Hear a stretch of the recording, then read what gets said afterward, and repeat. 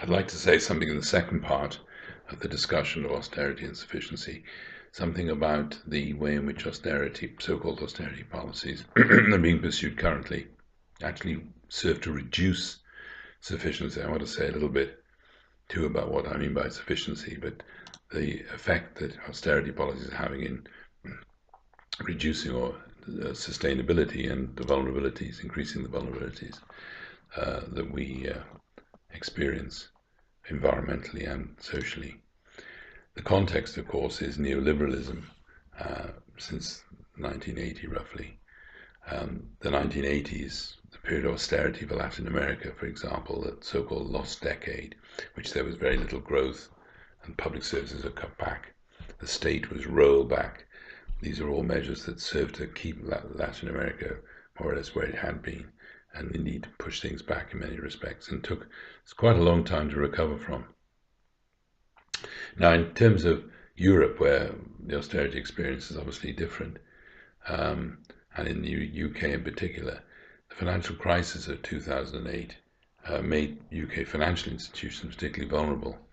The problem of the debt and particularly the deficit increased. The question I want to ask is, has current austerity policies increased sufficiency and autarky?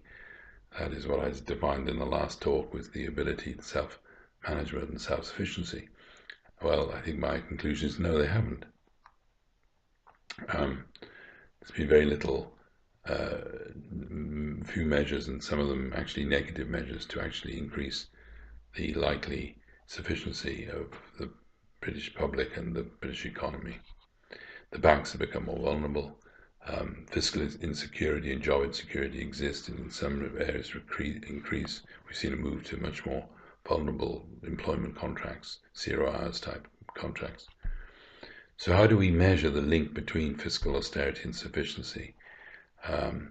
This is a very important issue, I think, which has received far too little attention.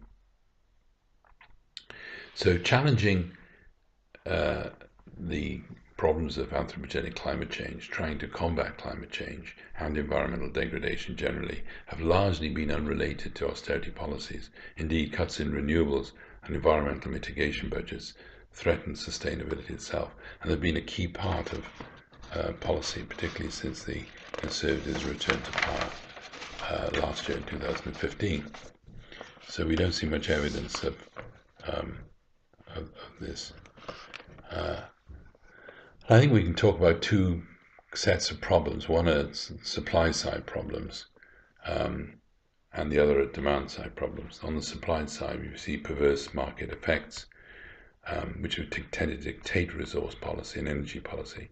We've seen it over the impact of China and the disposal of sort of excess resources, excess capacity on the world market. We've seen it over fracking. As the oil price has dropped, then it's been possible to open up new opportunities to create new markets for hydrocarbons. So we have a paradox here. If the price of hydrocarbons go up, then there's more deep exploration, and that's what happened with the fracking questions. But then the price goes down, oil prices reduce, and we're still stuck with the policies that introduced very unsustainable alternatives.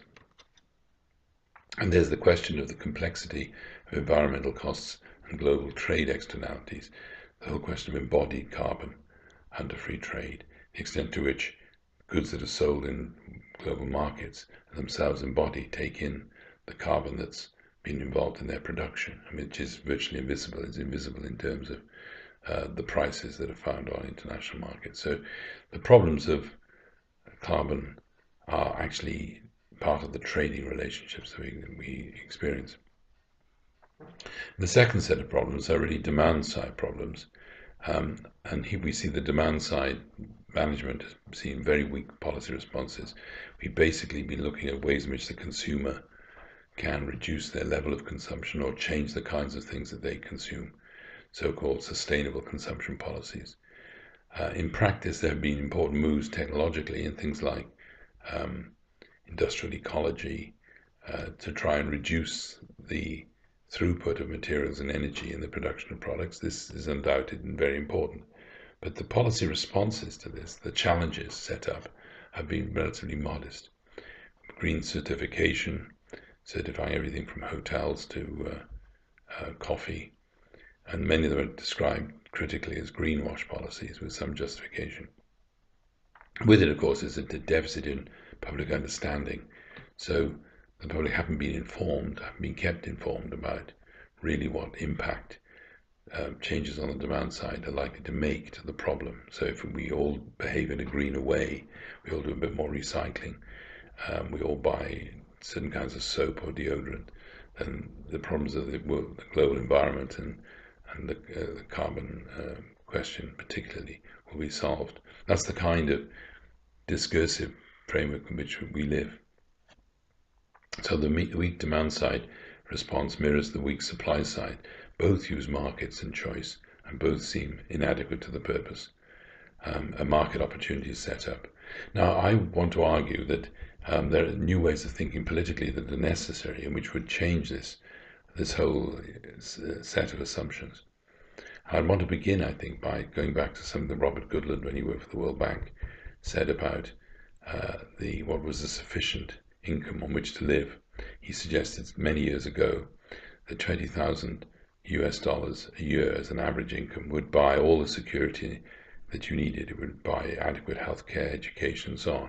That much of the income that people earned in excess of that went on defensive expenditures. It went on combating pollution, but also building gated communities, trying to reduce the prospect of individuals being subject to crime and so on. So I think there's a new kind of vacuum politically, which is very important, which needs to be breached.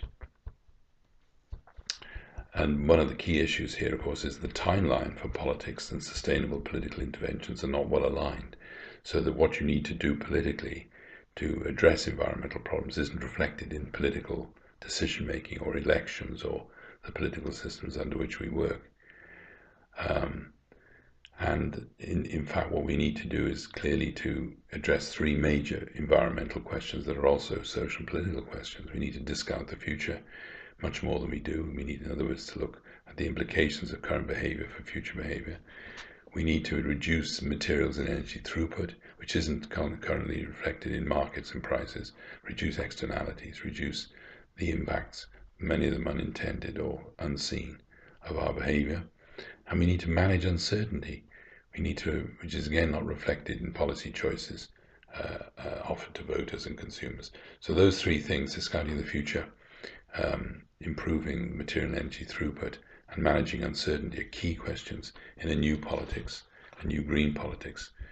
And this lies behind the central issue that I've been addressing, which is the one of sufficiency and sustainability, because austerity policies have not been geared to this kind of transition. Now we're faced with certain structural obstacles. I'd call them structural obstacles. They're things that are taken as givens, kind of blind commitments, things that we can't alter much, path dependency, the way that our cities are built, the links between where we live and where we work and where we spend. These things in consumption, in infrastructure, in housing, change the way in which we work and the kind of balance between working lives and non-working lives. And those are the kinds of obstacles, if you like, or givens that we need to address with a more sufficient policy and one that's adequate to dealing with the carbon crisis rather than the kind of austerity policies being pursued at the moment.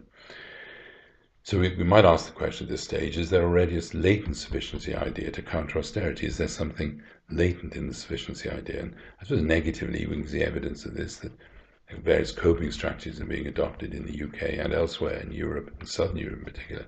Things like credit unions, food banks, and obviously in another sense the black economy, the working outside the field of policy, or official policy, above board policy, if you like.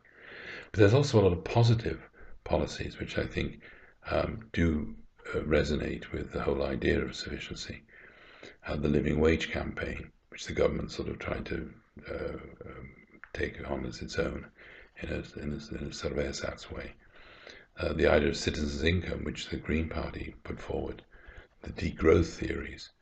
And behind many of these ideas is the key concept that people don't participate fully in society unless, and as an indicator of sufficiency, they participate when they can actually participate in terms of things that we regard as essential goods for the individual or for the household.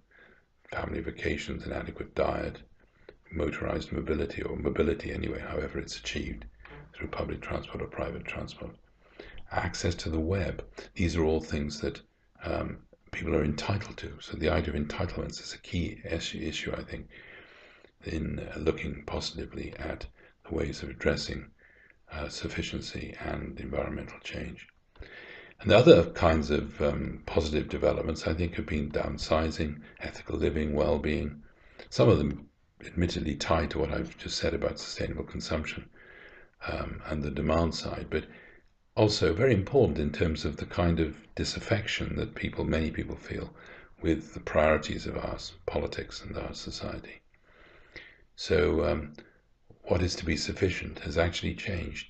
The idea of what constitutes sufficiency is very different from the one that existed in 1940 or 1945, or indeed in 1951 or 1955. The idea of sufficiency needs to incorporate human agency, and it needs clearly to include existential benefits, and these benefits to the human being, to our existence as citizens, are denied the individual by the kind of austerity politics that we've been experiencing in the UK, and which has also been evident in other countries.